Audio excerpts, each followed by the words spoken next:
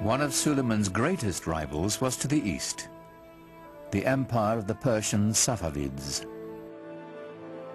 This was a Muslim enemy whose rival creed made them fierce antagonists of the Ottomans for centuries.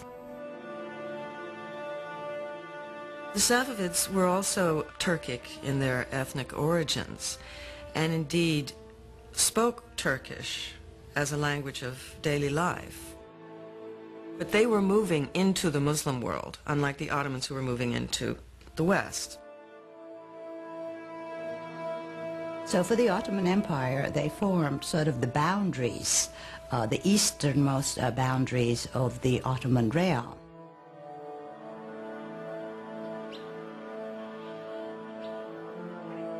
The Safavid dynasty was Shiite Muslims, bitter rivals to the Sunni Ottomans. According to the Shiites, a leader had to be designated by his predecessor and had to be of the family of Muhammad. According to the Sunni view, it was not designation that was necessary, and a person could be a leader of the community without being a direct descendant of Muhammad.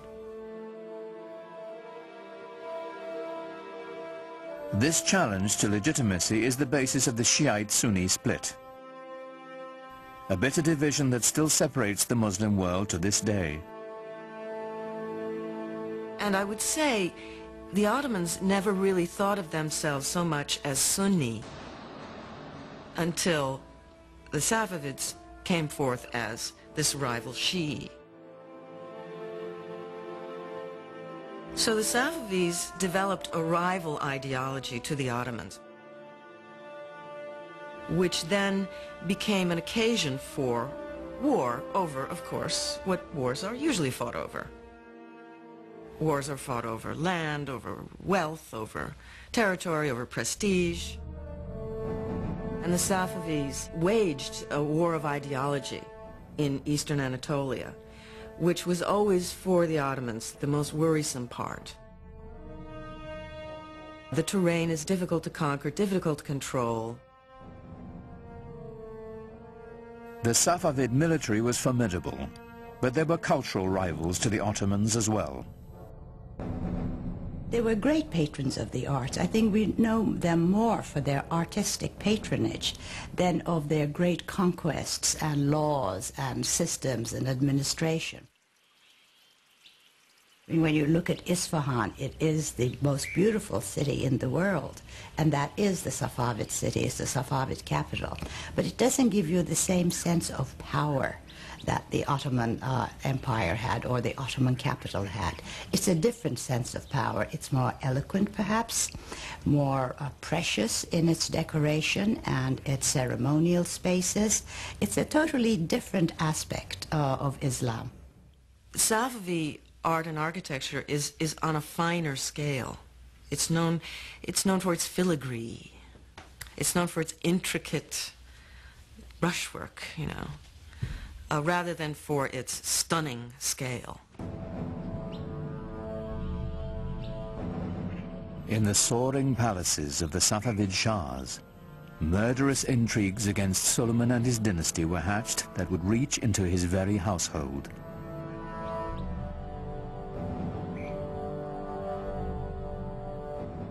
But Suleiman's eyes were on the west, where a fragmented and vulnerable Europe awaited his conquest.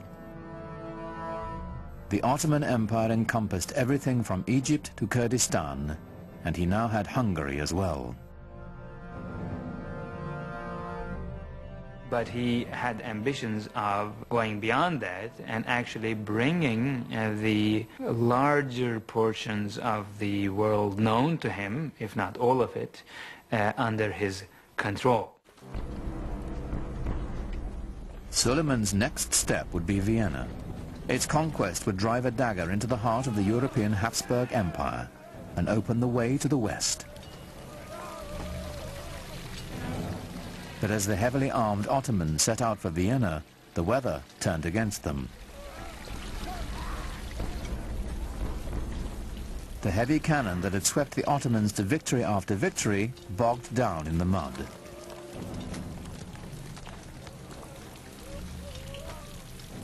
Suleiman had to move on without them.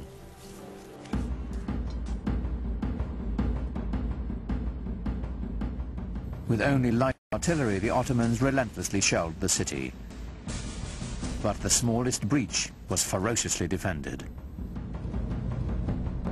After a lengthy siege, with winter fast approaching, Suleiman withdrew his forces. He was not concerned. He was sure he would return soon enough. He never did. Suleiman's failure to take Vienna was pivotal for Europe.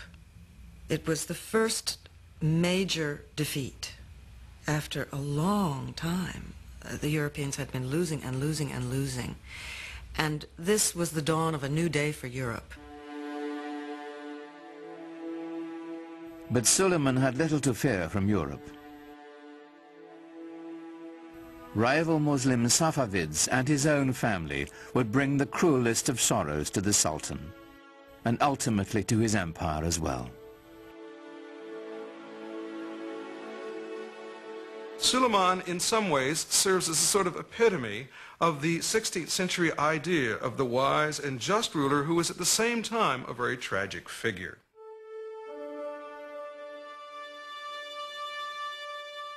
In the power-laden world of the Sultan's household, the intrigues never ceased. The Topkapi Palace, as it was originally conceived, had no quarters for the ladies. The women lived in what was called the Old Palace. But Hürrem always complained about her husband, as most wives would, spending too many days and months campaigning outside the capital. She kept saying she feels very lonely and the children miss him. Well, surprisingly, there was a fire in the Old Palace, fire in Hürrem's quarters. So she had to be moved to the Topkapi Palace temporarily while her old quarters were being renovated. Well, she moved in and never moved out.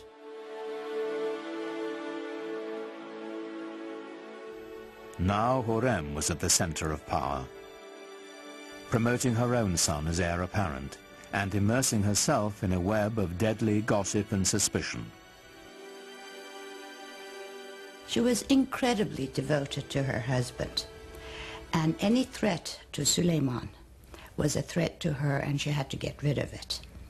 The first threat came from Ibrahim Pasha, who assumed titles that were only given to sultans. So Hürrem knew something was going to happen eventually. And to protect the empire and the dynasty, Ibrahim Pasha had to go. On March 15th, 1536, Suleiman and Ibrahim Pasha dined together, as was their custom.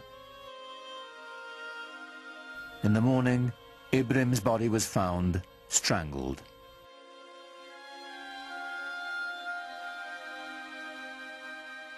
But Suleiman's desolation and loss had only begun.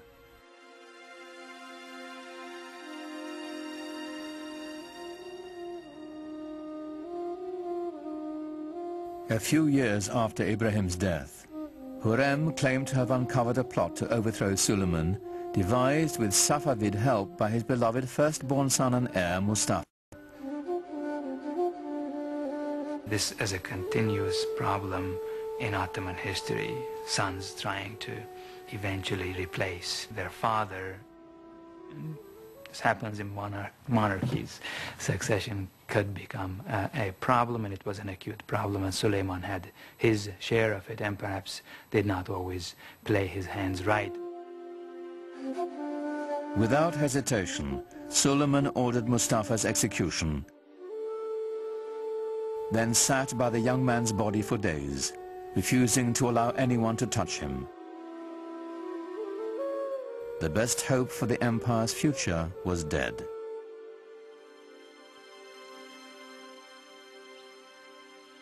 When Hürrem herself died the following year, Suleiman fell deeper into despair, finding solace in his poetry.